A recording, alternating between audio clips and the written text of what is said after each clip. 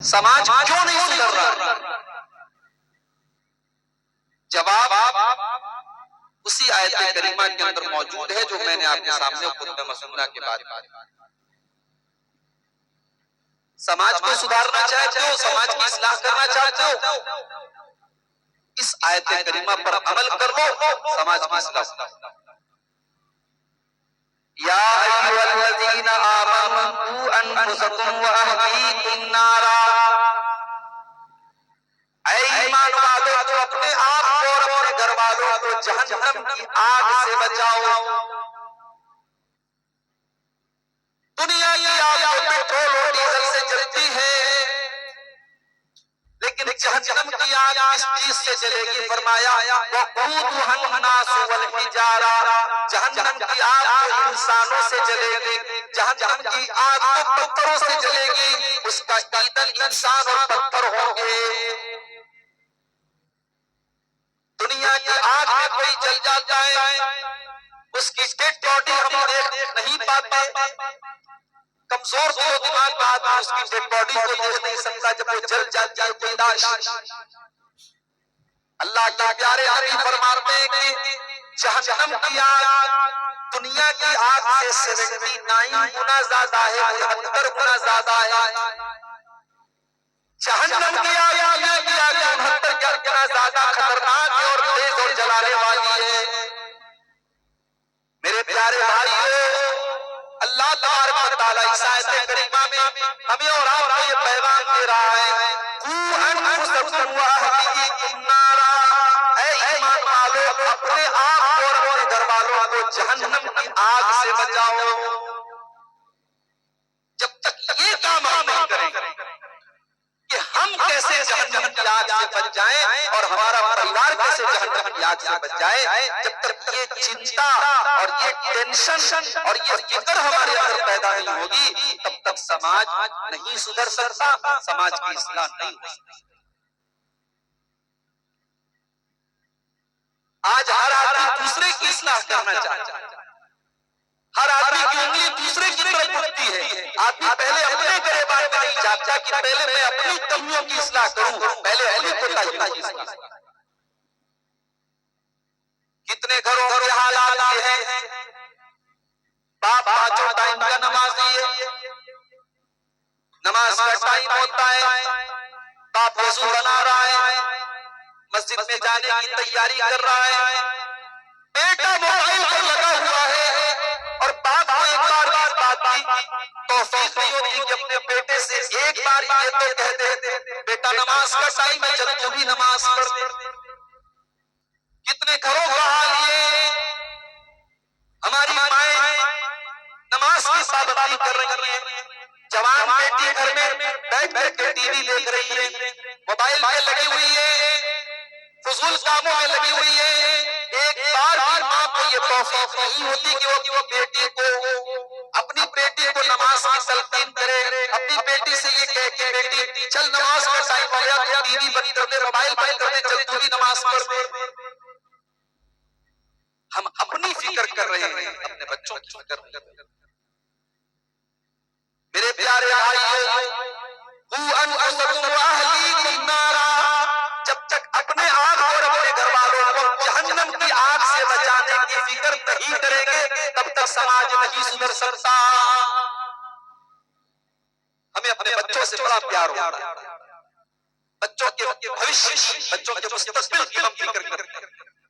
ہمارا بیٹا ہماری بیٹی پڑھ لے لکھ لے، اچھا مقام بنا لے، فیوچر بن جائے، اس کا بھوشیہ بن جائے، ہم بڑی چنتا کرتے ہیں، فکر کرتے ہیں، بڑے پیسے خرچ کرتے ہیں۔ میرے پیارے بھائیو، جس طریقے سے اپنے بچوں کے مستقبل کی تم فکر کرتے ہو، اپنی بیٹیوں کی پڑھائی کی فکر کرتے ہو، اپنے بیٹوں کی نوکری کی فکر کرتے ہو، جس طریقے سے اپنی اولاد کی دنیا کی فکر کرتے ہو، اسی طریقے سے اپنے بچوں کی، اپنی اولاد کی آخرت کی بھی فکر کرو، انہیں جہنم کی آگ سے بچانے کی بھی فکر کرو۔ نبی اکرم کے اوپر جب سورہ شعراء کی وہ آیت نازل ہوئی وَأَنذِرْ عَشِيرَتَكَ الْأَقْرَبِينَ، اے میرے نبی آپ اپنے قریبی رشتہ داروں کو جہنم کی آگ سے خبردار کر دیجئے، اپنے قریبی لوگوں کو جہنم کی آگ سے ڈرائیے۔ جب یہ آیت کریمہ نازل ہوئی، نبی اکرم صلی اللہ علیہ وسلم نے اپنے تمام خاندان والوں کو اکٹھا کیا، اپنے قبیلے والوں کو اکٹھا کیا، اپنے چچا کو بلایا، اپنی پھوپھی کو بلایا، یہاں تک کہ اپنی بیٹی کو بلایا، اور آپ نے اعلان کر دیا انقذوا انفسکم من النار، اے میری خاندان کے لوگوں، اے میرے چچا، اے میری پھوپھی، اے میری بیٹی، تم سب سے سب اپنے آپ کو جہنم کی آگ سے بچا لو۔ وَإِنِّي لَا أُغْنِي عَنْكُم مِّنَ اللَّهِ شَيْئًا، کل اللہ کی بارگاہ میں تمہیں جہنم کی آگ سے میں نہیں بچا پاؤں گا، تمہیں خود اپنے آپ کو بچانا ہوگا، تمہیں خود اپنی تیاری کرنی ہوگی، اپنے آپ کو جہنم کی آگ سے بچا لو۔ میرے بھائیوں، آج ہم اور آپ اپنے بچوں کو، اپنے پریوار کو جہنم کی آگ سے بچانے کی کوشش کی۔ ہمارا بیٹا کار لے کر کے کہیں جا رہا ہے، کہیں راستے میں ایکسیڈنٹ ہو گیا، کسی کا فون آیا کہ آپ کے بیٹے کا ایکسیڈنٹ ہو گیا ہے، ہاسپٹل میں ایڈمٹ ہے۔ ہم توڑے جاتے ہیں، ہم اپنے بچے کو بچانے کے لیے اپنا پیسہ خرچ کرتے ہیں، ضرورت پڑی تو اپنا خون تک دے دیتے ہیں، اپنی پوری گاڑی کمائی خرچ کر دیتے ہیں، لیکن اپنے بچے کو بچانے کی کوشش کرتے ہیں، اپنے بیٹا یا بیٹی سے اتنا پیار کرتے ہیں، اپنے پریوار سے اتنا پیار کرتے ہیں۔ او لوگوں، اگر تمہیں اپنے پریوار سے پیار ہے، اگر اپنے بچوں سے پیار ہے، اپنی بیوی سے پیار ہے، تو ان کو جہنم کی آگ سے بچانے کی بھی چنتا کرو، انہیں نماز کا پابند بناؤ، انہیں دیندار بناؤ، اپنے گھر میں دینداری کا ماحول پیدا کرو۔ اسی لیے آپ دیکھیے کہ ہمارے دین میں جب شادی کرنے کے لیے ہم نکلیں، رشتہ دیکھنے کے لیے نکلیں، تو رشتے کی بنیاد بھی اللہ کے نبی فرماتے ہیں کہ دینداری پر ہونی چاہیے۔ خوبصورتی کا نمبر بعد میں، برادری اور خاندان کا نمبر بعد میں، اور اسی طریقے سے پیسے کا نمبر بعد میں، سب سے پہلا نمبر دینداری کا ہونا چاہیے۔ ہم دیندار عورت کو اپنے گھر میں بہو بنا کر کے لائیں، دیندار عورت کو اپنے گھر میں بیوی بنا کر کے لائیں، تب ہمارے گھر کامیاب ہوں گے، ہم اور آپ۔ نبی اکرم فرماتے ہیں تنکح المرأة لأربع، جب ایک عورت کی شادی ہوتی ہے تو چار چیزیں اس کے اندر دیکھی جاتی ہیں، چار چیزیں ایک لڑکی کے اندر دیکھی جاتی ہیں۔ لمالها، اس کا پیسہ دیکھا جاتا ہے، ولحسبها، اس کا خاندان دیکھا جاتا ہے، ولجمالها، اس کی خوبصورتی دیکھی جاتی ہے، ولدینها، اور اس کی دینداری دیکھی جاتی ہے۔ نبی اکرم فرماتے ہیں فاظفر بذات الدین، او لوگوں تم دیندار عورت کو اپنے گھر میں لے کر کے آ جاؤ، کامیاب ہو جاؤ گے۔ دیندار عورت جب آپ کے گھر میں آئے گی تو آپ کے گھر کو جنت بنا دے گی، آپ کی ٹینشن کو دور کر دے گی، آپ کی دنیا اور آخرت دونوں کو کامیاب کر دے گی۔ میری پیاری ماں بہنوں، اتنا بڑا پروگرام ہو رہا ہے، ظاہر ہے قرآن و حدیث کی باتیں ہو رہی ہیں، اصلاح معاشرہ کی باتیں ہو رہی ہیں، مگر میں پیدل چل کے روڈ سے یہاں تک جب میں آیا ہوں، میں نے جو بے پردگی دیکھی ہے، مرد و عورتوں کا جو اختلاط دیکھا ہے، اور جو بے ہودگی میں نے دیکھی ہے، مجھے بہت افسوس ہو رہا ہے۔ میں سچ بتا رہا ہوں، اس سال کا میں نے کئی پروگرام اٹینڈ کیے، لیکن آج کا پروگرام ماشاءاللہ بہت بڑا پروگرام ہے، بڑے اچھے پیمانے پر پروگرام ہو رہا ہے۔ اللہ تعالیٰ اس جلسے کے منتظمین کو بھی جزائے خیر دے۔ لیکن میرے بھائیوں، جلسوں کے بھی کچھ آداب ہوتے ہیں۔ آپ دین کے پروگرام میں قرآن و حدیث کی باتیں سننے کے لیے اکٹھا ہوئے ہیں، میں نے عورتوں کو دیکھا بے پردہ گھوم رہی ہے، ٹہل رہی ہے، جوان لڑکیاں اور مرد اور عورتیں سب ساتھ میں راستے میں چل رہے ہیں۔ یہ بے ہودگی ہے میرے بھائیوں، اور یہ جلسے اور اسلامی مجلس کے تقاضوں کے خلاف ہے۔ میری پیاری ماں اور بہنوں، آپ یاد رکھیں، ایک عورت جب دیندار ہوتی ہے تو شرم و حیا والی ہوتی ہے تو گھر جنت بن جاتا ہے۔ نبی اکرم صلی اللہ علیہ وسلم سے پوچھا گیا ای النساء خیر، اے اللہ کے رسول سب سے بہترین عورت کون سی ہے؟ نبی اکرم نے فرمایا التی تسرہ اذا نظر، سب سے بہترین عورت وہ ہے جب شوہر اس کو دیکھے تو خوش ہو جائے، جو اپنے شوہر کے دل کو باغ کر دے، جو مسکراتا شوہر گھر میں جب داخل ہو اور بیوی کا مسکراتا ہوا چہرہ دیکھے تو شوہر کی ساری الفتیں، ساری ٹینشن، ساری تکلیفیں دور ہو جائے. بیوی وہ ہوتی ہے، بہترین عورت وہ ہوتی ہے جو شوہر کی ٹینشن کو دور کر دے. اور شوہر جب کوئی حکم دے تو بیوی اپنے شوہر کی بات مانے. ولا تخالفه في نفسها وماله بما يكره. اور شوہر کے مال کو پانی کی طرح نہ بہائے، اپنی عزت و آبرو کی حفاظت کرے. ایسی عورت کو اللہ کے رسول نے کہا کہ سب سے بہترین عورت ہے. ایسی عورت جب گھر میں آتی ہے میرے بھائیوں تب گھر جنت بنتا ہے اور تب گھر میں دینداری کا ماحول پیدا ہوتا ہے. آج ہمارے گھروں میں موبائل ہے، ٹی وی ہے، گھروں میں گانے بج رہے ہیں، ناچ گانے بج رہے ہیں، گندی گندی تصویریں دیکھی جا رہی ہیں. ہمارے گھروں کی جوان لڑکیاں آج ٹک ٹاک اور انسٹاگرام اور فیس بک کے اوپر جو فیشن وہ دیکھ رہی ہے وہی فیشن آج ہمارے گھروں میں آ رہا ہے، وہی کپڑے آج ہمارے گھروں میں آ رہے ہیں. میرے بھائیوں سماج کی اصلاح کہاں سے ہوگی، سماج کہاں سے سدھرے گا جب ہمارے گھروں کے اندر ہم جہنم کی آگ اپنے گھروں میں لے کے آ رہے ہیں. ہم اپنی بچیوں کو، اپنی بہنوں کو، اپنی بیٹیوں کو ہم جہنم کی آگ کی طرف دھکیل رہے ہیں. تو بتاؤ مجھے ہمارے گھروں کی اصلاح کہاں سے؟ میری پیاری ماؤں بہنوں، کیا آپ نے اللہ کے رسول کی وہ حدیث نہیں سنی؟ آپ نے فرمایا میری امت کے اندر کچھ عورتیں ہوں گی جو جہنم میں جائیں گی. وَنِسَاءٌ كَاسِيَاتٌ عَارِيَاتٌ مُمِيلَاتٌ مَائِلَاتٌ. میری امت کے اندر ایسے عورتیں ہوں گی جو کپڑا پہننے کے باوجود ننگی ہوں گی. مُمِيلَاتٌ مَائِلَاتٌ. اور غیر مردوں کو اپنی طرف آکرشت کرنے والی، کھینچنے والی، مائل کرنے والی ہوں گی. اور جب وہ چلے گی ان کے چلنے کا انداز بھی، ان کی چال بھی بے حیا عورتوں کی طرح ہوگی. وہ مٹک مٹک کے بے حیا عورتوں کی طرح چلیں گی، ان کی چال کے اندر شرم و حیا نہ ہوگی. رؤوسہن کاسمۃ البخت المائلہ. اللہ کے پیارے حبیب فرماتے ہیں ان کے ہیئر اسٹائل، ان کے بالوں کا اسٹائل اونٹ کے کوہان کی طرح ہوگا. وہ بالوں کا جوڑا ایسا بنائیں گے جیسے اونٹ کا کوہان ہوتا ہے. آگے آپ نے فرمایا لا يدخلن الجنہ. ایسی عورتیں جنت میں نہیں جائیں گی، اور جنت میں جانا تو بہت دور کی بات ہے. ولا یجدن ریحہا. وہ جنت کی خوشبو بھی نہیں پائیں گی. وہ جنت سے اتنی دور ہوگی کہ جنت کی خوشبو بھی ان کو محسوس نہیں ہوگی. میرے بھائیوں آج ہم اپنی بیٹیوں کو، اپنی بیویوں کو، اپنی بہنوں کو جنت سے اور اس کی خوشبو سے دور کر رہے ہیں.